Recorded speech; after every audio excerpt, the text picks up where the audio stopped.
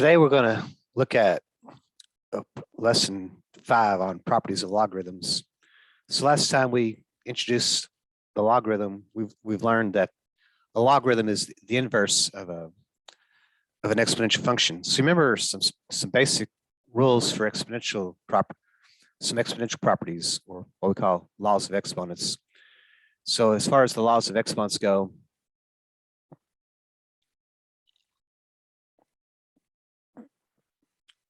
we had what was called the product rule that said a to the m times a to the n was equal to a to the m plus n. We had the power rule, which said a to the m raised to the n is equal to a to the m times n. And then we had, I didn't mention it, I don't think last time, was the quotient rule, but if I have a to the m divided by a to the n, we actually subtract the exponents here and write this as a to the m minus n. So it's referred to as the quotient rule. So those were some laws of exponents that we talked about. We also said that, if you raise a base to the power of 1, it still remains as that base. And we said if I raise the base to the power of 0, we end up with 1. So those are some other ones that we kind of talked about. So as we move into properties of logarithms, they're going to take on a lot of the same characteristics as the law of exponents. So when you see multiplication, there's going to be some type of relationship with addition. If you see a power to a power, there's going to be some type of relationship with multiplication. If you have a division, there's going to be some type of relationship with subtraction. And then, of course, the power 1 and the base, the power 0 and 1. So 0 and 1, you're going to kind of see some of those relationships. So these are the properties of logarithms here. So remember, a logarithm is in the form of y equals the log of x base a. And remember, this is what's called the exponential form, x equals a to the y. So remember, to solve an exponential equation where the y is in the exponent, we put that in exponential form where the y comes down, and we end up with this y equals the log of x base a.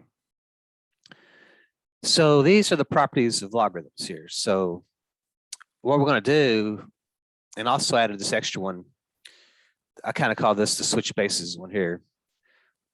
So we'll have all these different properties. So we have there's a change base and a switch basis. Those are really closely related.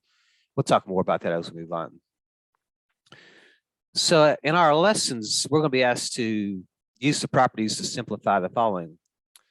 So if I have the log of 1 base 5, notice that if we take the log of 1 right here, so if you look at this one here, notice that kind of matches this. So it doesn't matter what the base is. If you take the log of 1, it doesn't matter what the base is. The answer is going to equal 0. Because we know that the answer is the exponent. And remember, to get 1, 5 to the 0 power would have to give me 1. So remember, to get 1 as your answer, the exponent would have to be 0. So 5 to the 0 would have to give me this 1.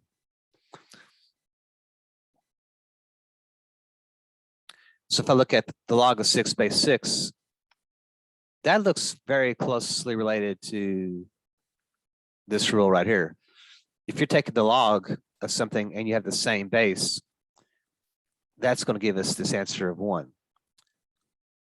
And we know that, 6 to the power 1 does give me 6, so it also checks out. So we've kind of done those already. Now this one looks a little bit different. So we have 3 to the log of 3 base 9. This is kind of this composite function stuff. So we're actually combining the exponent and the logarithm all in one problem. So if we look, if we can find this one here, it looks like it's going to be this guy right here. So if we have the base and we're taking and the log is up in the exponent, the answer is just simply what we're taking the log of. So notice how these bases are the same and the log is up in the exponent. So the answer is simply what you're taking the log of.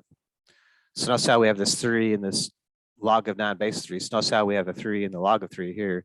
So what happens? These are basically inverses of each other. They cancel each other out. And that leaves me just with this 9.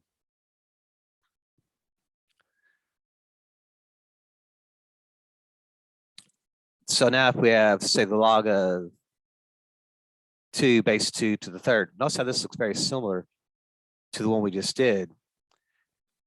This looks like this one here.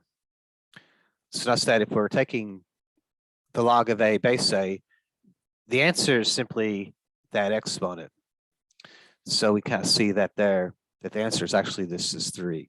So using the properties of logarithms, we can see it matches that one right there. So the answer is simply r, so the exponent.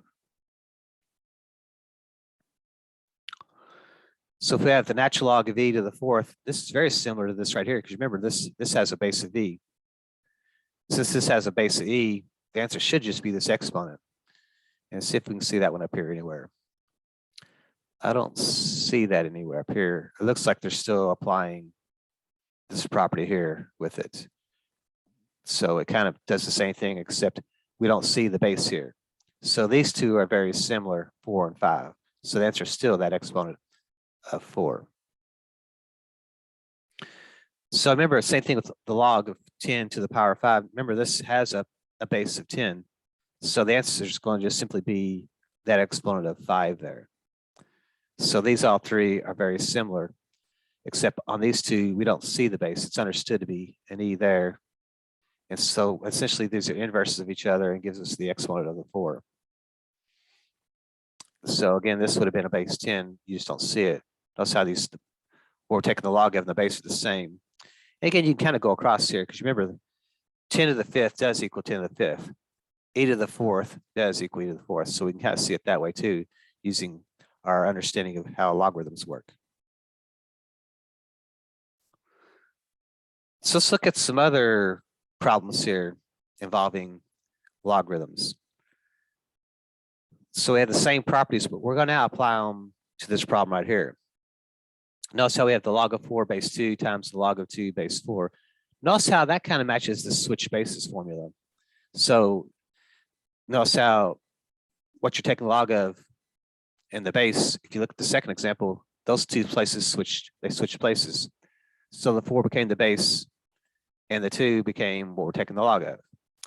So it kind of matches out that, and that would equal just 1. It kind of matches this right here, this little law. The natural log of 1, remember, if we're taking the log of 1, that should be this property right up here. So we're seeing that answer would be 0. And remember, the base is e. E to the 0 does give me 1, so it does check out. So the natural log of e, that should just be 1. This should be the same thing as this property right here. Notice how if you're taking the log of a and the base is a, if these are the same, then your answer is 1. And again, we can also note that if this is an e to the 1 does give me e, because remember this represents the exponent of the base. So it does kind of check out there. E to the natural log of e. So if we see that one there, let's see which one that applies to. It looks like that would be the same thing as this. So if we look down here, notice that, remember, the base is actually e here. You don't see it. So since the base is e, try to write that down a little bit better. It's still not clear. Try to get that a little bit cleaner. So since this base is actually e here, we just don't see it. Notice how we have a base of e and a base of e. The answer is actually just going to be what you're taking the natural log of, which would just be e. So if I look at number 11, 10 to the log of 100. Notice how, again, this base is actually a 10. So if this is a basis of 10 and in the exponent, the base is 10, the answer is simply just that 100.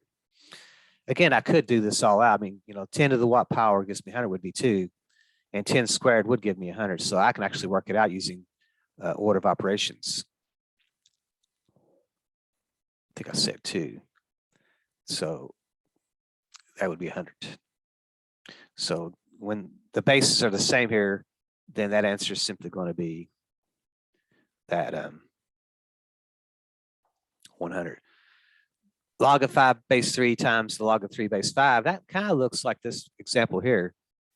So that's what we call the switch bases. At least that's what I call it. So if we see something like this, then the answer is actually just going to be 1. Again, the log of 5 base 5. Remember, if we're taking the log of 5 base 5, that should be the same thing as this one right here. It should be, the answer should be a 1. So we're talking about this property here. Looks like that applies.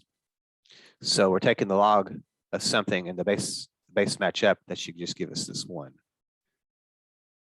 Again, it should make sense because remember, this is the exponent. 5 to the 1 does give me 5. It does check out if we actually evaluate that logarithm. So as we move forward, let's see, simplify the following using the product rule, quotient rule, or power rule, or switch bases. So simplifying. So now what we're seeing is we have the log of 25 base 10 plus the log of 4 base 10. Notice that these bases are the same. They're both 10s. They just don't write them. So if we notice here, this property here, it kind of looks like this. Notice how if we have addition, this can be rewritten back as multiplication. So notice how we have the same logs here. So the m and n are like the 25 and the 4. So I can rewrite this as the log of 25 times 4. And then 25 times 4 would be 100.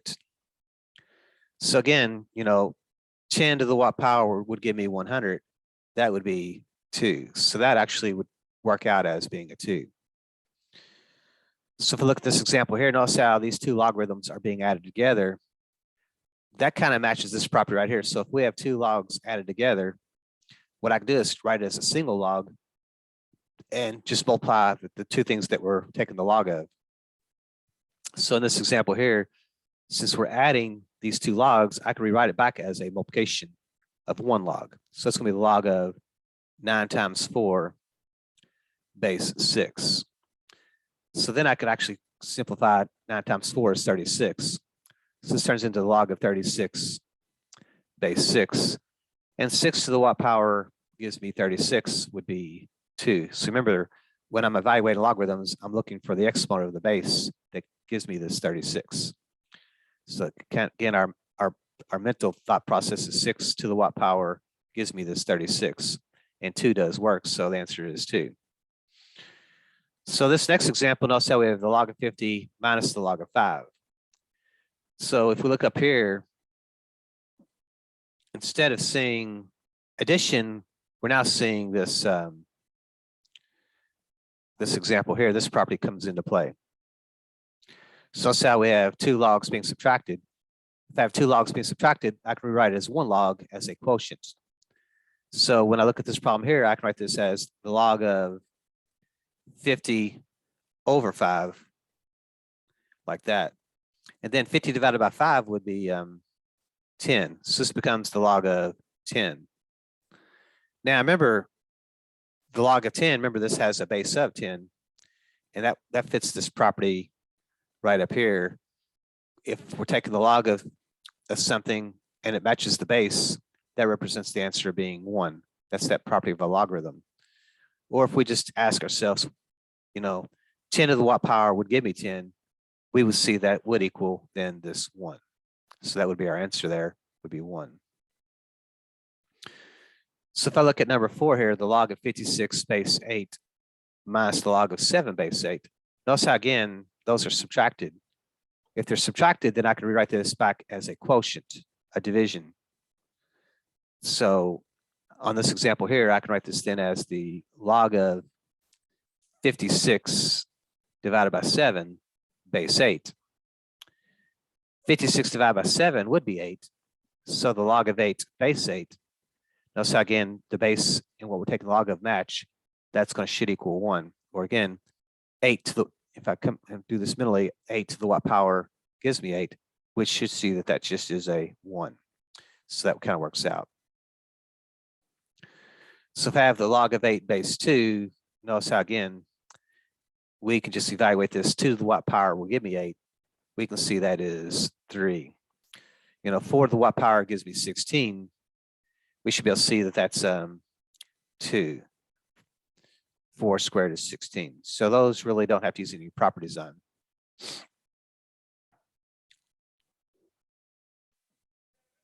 So if I have the log of 8 base 3 times the log of 8 base 2, notice that the bases are not the same. But what I do see, there's this 3 and 8 here. If I can have a 3 over here, then that could kind of match the switching thing.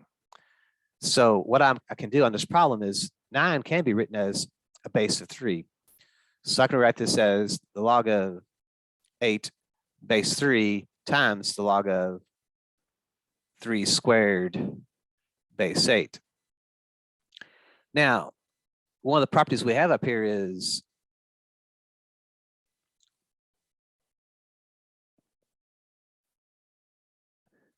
we also have, let me see where it is here. This law right here. Notice that if we have the log of m base a raised to the r power, the r can come out as a coefficient in front of it. So notice how the m and the a are not the same. So I can't use this property here because they're not the same. But if I'm taking the log raised to an exponent, what I can do is bring the exponent out in front. So in this example here, this 2 can be brought out front as a coefficient. So I can bring that all the way out in front as 2 to the log of 8 base 3 times the log of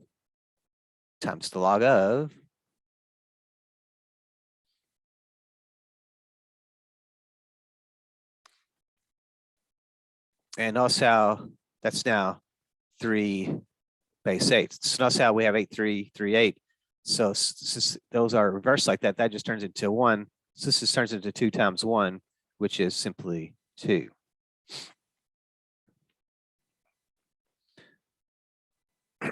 So the next example here, use the properties to rewrite the following as a sum or difference. Use the product rule and quotient rules. Those are the main two that they want us to deal with. So that's how we have the log of 8x base 2. So what they're saying is, I can write this as the log of 8 times x base 2. Remember, 8x means 8 times x. So remember, if it's multiplication like that, if I come back up here to the property, notice how if our bases, if I am taking the log of something that's multiplied together, I can separate that as 2 separate logs. So I can write that as a sum, if you will. So that property there applies. So what I can do is separate this as 2 separate logs.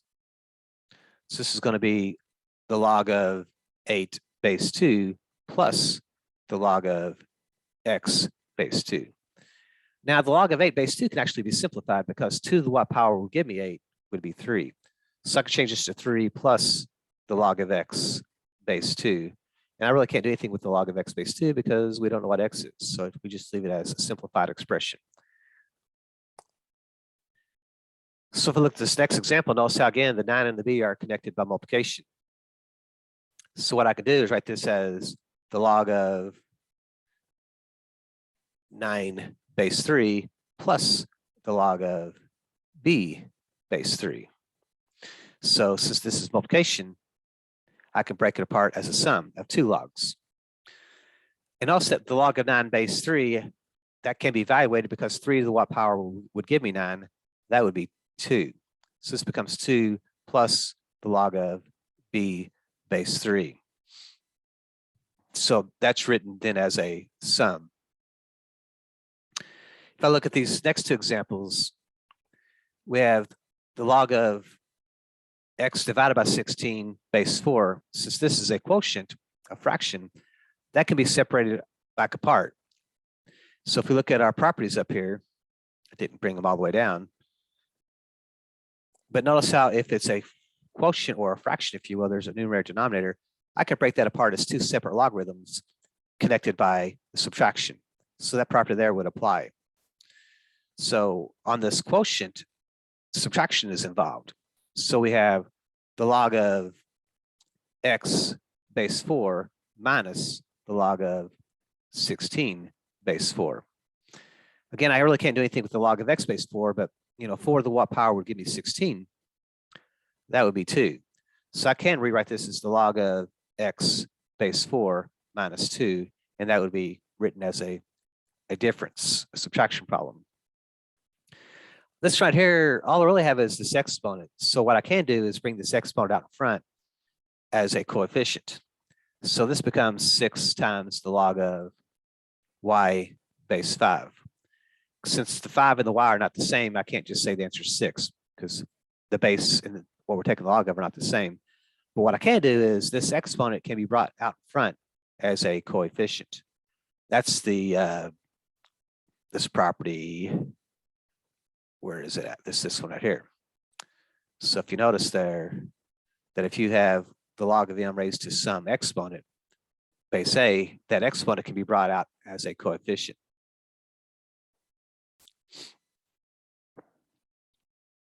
So that one's not actually written as a sum or a difference. It's just bring the 6 out in front. We're really simplified there. So if I have the natural log of e times x squared, notice how this example here, this is multiplication. So since these two things are connected multiplication, I can break them apart as addition. So this is a natural log. So this is going to be the natural log of e plus the natural log of x squared. So we break that apart as a sum. But remember the natural log of e, that actually, remember this base is e. Since this base is e, e to the what power gives me, we should recognize that actually turns into a 1. And what we also could do to simplify this is this 2, this exponent can be brought out in front as a coefficient. So I can write this as 2 ln of x. And so that would be considered the form that we're looking for. So we have to apply those properties of exponents. So if I have the natural log of x e times e to the x, so again, these are connected by multiplication. Since those two things are connected by multiplication, we can separate it as two separate logs as a sum. So this becomes the natural log of x plus the natural log of e to the x. So again, what we pick up on is that natural log of e to the x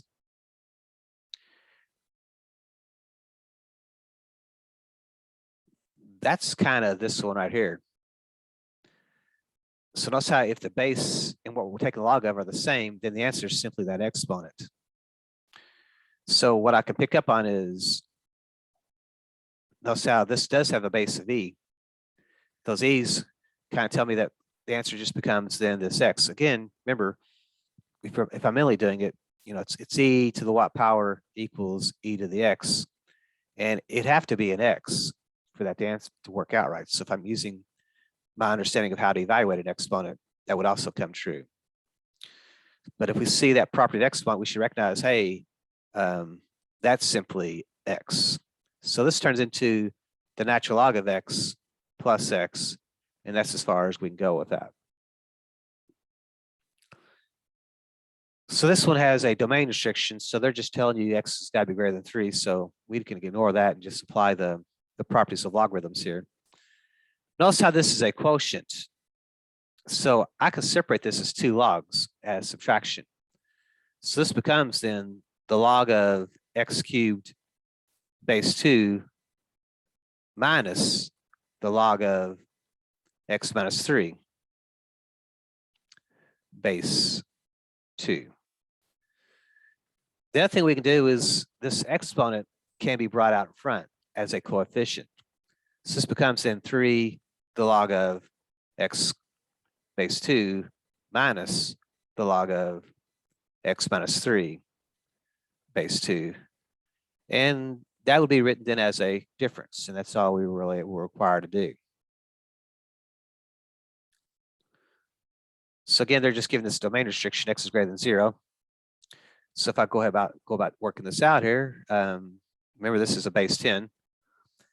But to break this apart, notice how we have, let's deal with the quotient part first. So what this turns into is the log of x times x plus 2 minus the log of x plus 3 squared. So I can break apart that quotient first. But notice how this is a product still. I have x times x plus 2. So product can be separated back as addition. So this becomes the log of x plus the log of x plus 2. And then this 2 as an exponent can be brought out front as a coefficient. So this turns into minus 2 times the log of x plus 3. And that would be written kind of as a sum and a difference.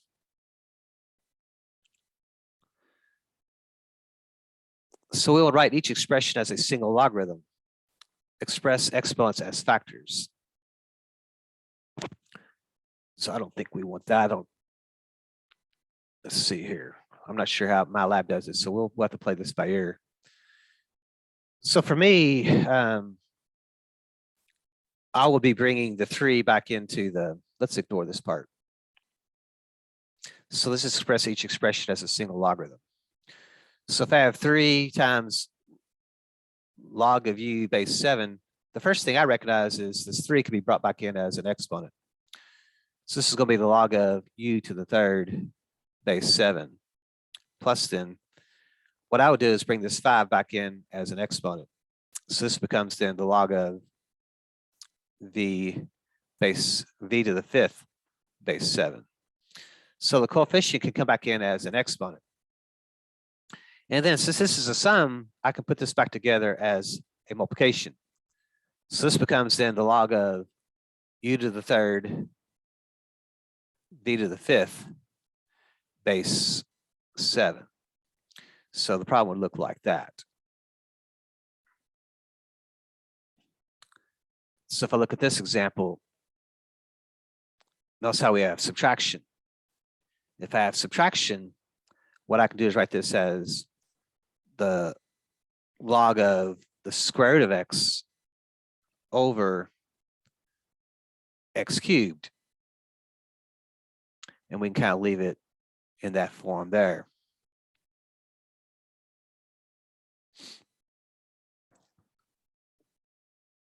Not sure. I have to see the homework on that. And again, our base is 5. Not 100% sure what they do with that one. We may have to revisit that one.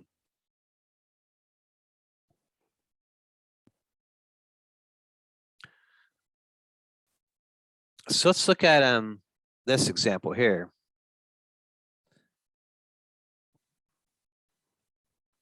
So we have the log of x squared plus 2x minus 3 divided by x squared minus 2 minus the log of x squared plus 7x plus 6 divided by x plus 2. So what we pick up on is these quadratics are probably factorable. So what I'm going to do is go ahead and factor that before I go any further. I'm going to write that as, looks like that's going to be x minus 3. No, yeah, nope, x plus 3 times x plus 1. Nope, x minus 1.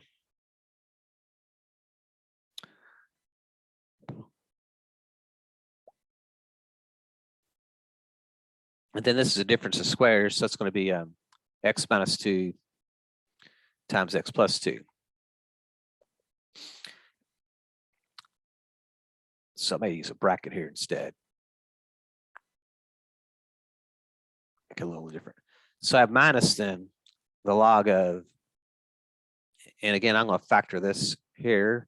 Looks like that's going to be x plus 6 times x plus 1. That would give me my middle term of 7x there. and that's going to be over x plus 2. So factoring becomes a little bit more important here. So quotient means I have to write this as the numerator, and this becomes the denominator. So this looks a little weird. So let's see what we can do with this. So this becomes the numerator, x plus 3 times x minus 1 over x minus 2 times x plus 2. Since I don't have enough room here, what I'm going to pick up on this is division. But remember, division can be changed into multiplication as long as I flip this. So if I flip this, this becomes then x plus 2 on the top. And then I have x plus 6 times x plus 1 on the bottom. And then with that, we can kind of look to see if we can cancel out any factors. It looks like I can cancel out an x plus 2. And it looks like that's about all I can cancel out. So what I'm seeing here as an answer at this point is then the log of, looks like x plus 3 times x minus 1 stays on the top.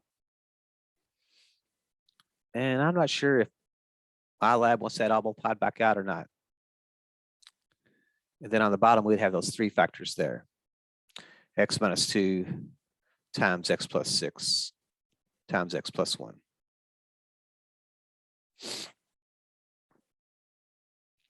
Okay, and that would be kind of written as one logarithm. All righty.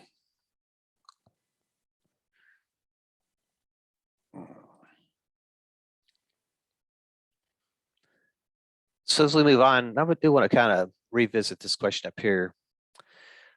This one here. On this one, I think we can go one more step here on this one. So if I come back up here, that x to the square root of x can actually be written as an exponent. That could be x to the 1/2 over then this x to the 3rd. And what I could do is subtract exponents here. So what we have to do is go 1/2 take away 3. So again, I can write this as 1/2 take away, that's like 6 over 2. So that's going to be like 5 over 2, a negative 5 over 2. So this turns into the log of x to the negative 5 over 2. And a lot of times they don't like negative exponents. So this can be written as, remember, a negative means to kind of flip it. So this could be then the log of 1 over x to the 5/2. So you may see the problem written like that. So you could try this here as an answer if you come across something like that. If it doesn't like it, they may ask us to actually subtract the exponents. And typically they don't like negative exponents either. So that means we have to kind of flip it. So let's look at this example here. The log, the 8 times the square root of 3x minus 2 base 2 minus the log of 4 over x plus the log of 4 base 2. So first thing I recognize is this 8 can be brought back in as an exponent. So this becomes then the log of the square root of 3x minus 2. Now, since we're dealing with exponents, I probably need to go ahead and change the square root back into an exponent as well. So remember, 1/2 represents the square root symbol. So I can write this as 3x minus 2 to the 1/2, but that's also raised to the power of 8. So we have kind of a power to a power. So remember, those will be multiplied together. So then I have minus then this log of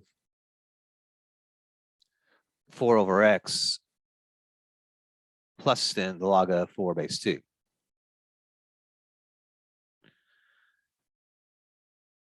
So these are all base 2s.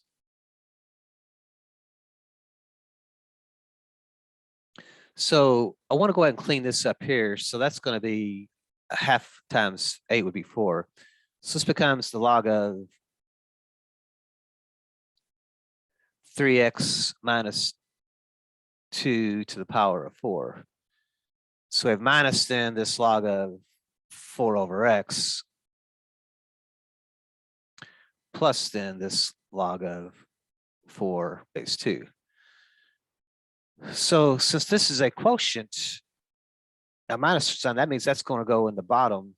And since this is plus, this is going to stay as a top. So this turns into the log of, so the 3x minus 2 to the 4th, and this 4 would be on the top. So I'm going to put the 4 first. So it's going to actually be 4 times 3x minus 2 to the 4th. And this is going to be over, actually, let's don't do that. Again, I just don't like fractions within fractions. So let's back off on that. So we're going to actually be dividing by 4 over x, but that's the same thing as multiplying by x over 4. So this problem kind of turns into that. But notice how the 4s will actually divide out. So this turns into the log of, and again, I don't like to have the x in the back, so I'm going to have this as x times 3x minus 2 to the power of 4. So I'm kind of seeing that as our single logarithm.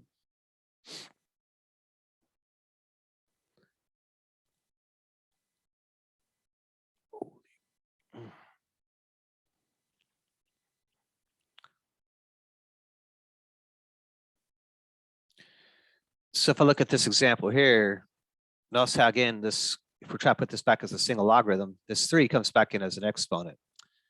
So this becomes then the log of 3x plus 1 to the power of 3 base 5 minus then, and this power, this 2 comes back in as an exponent as well, log of 2x minus 1 squared base 5 minus then the log of x base 5.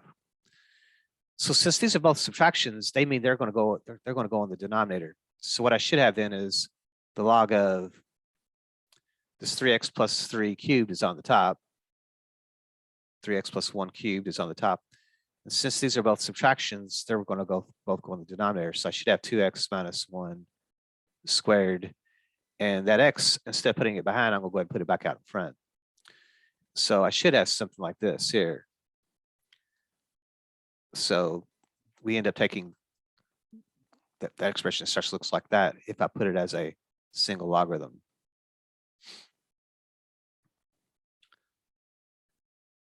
So using the graphing calculator and the change base formula to calculate the following and round these to looks like this should mean 3 decimal places. Looks like I left off the R. So again, the change base formula says I'm allowed to use this right here, the change base formula. Also, if I have the log of m base a, 5 to what power gives me 15? Also, that's not really workable. But what I can do, and I can't really create a base that's matching, but what we can do when I can't figure that out using whole number math is what happens is I can create a base, and the change base they like to use on the calculator is the ln piece. So what I can do is rewrite this as the ln of 15 over the ln of 5. So notice how I can create my own base, and the one on the calculator they like to use is the ln. So this turns into the ln of 15 over ln of 5. And if I put that in my calculator, so let's see here. I think I can use that alpha 1 button there. Put that in as a fraction. So ln of 15 on the top, ln of 5 on the bottom. So it looks like I'm getting 1.6823 if I round it to the nearest thousandth. So it's going to be 1.683. So if I want to do this using the calculator, again, I can use the natural log as my base. So I can write this as the natural log of, I don't look like a natural log. So we have the natural log of e on the top over the natural log of pi on the bottom. So I can put that into the calculator. So again, I'm using the fraction key alpha 1. So again, I'm going to put ln of e on the top. And remember, to do e, it's above the ln button, and I do need a power of 1 there. And then on the bottom, natural log of pi. And pi is over there by the division symbol a little bit, the little house top key. And I'm getting approximately 0.834. I'm sorry, 0.874.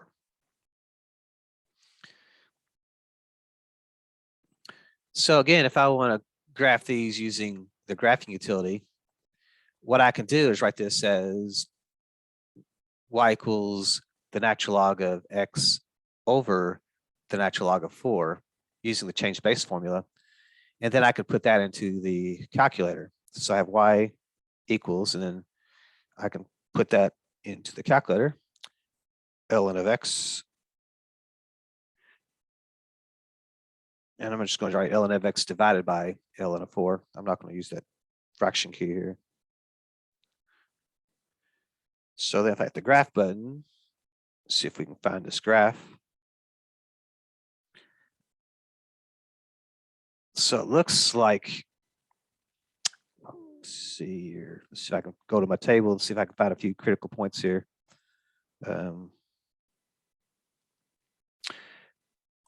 Got to change my table set back to auto. So 1, 0 is a point that we see. 0 is an error, so that means that this is still the vertical asymptote still. That looks correct on my graph. 2 is 0.5.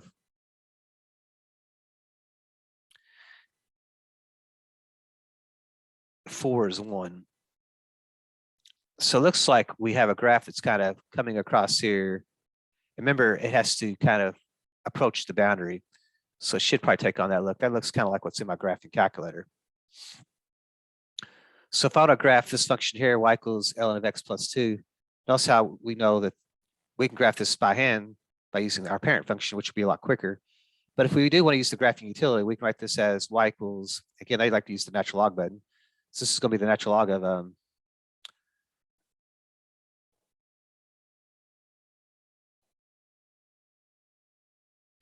this is going to be the natural log of x plus 2 over the natural log of 2.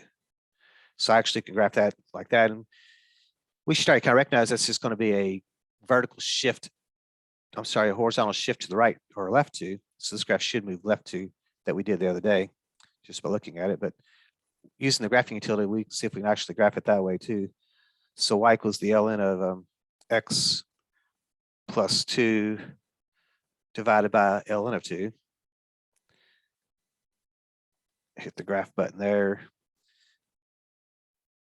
And notice how it did shift to the left 2. We can kind of see that -2 is now the boundary line there. If I go to my table, I kind of see 0, 1 is an ordered pair. So 0, 1 is an ordered pair.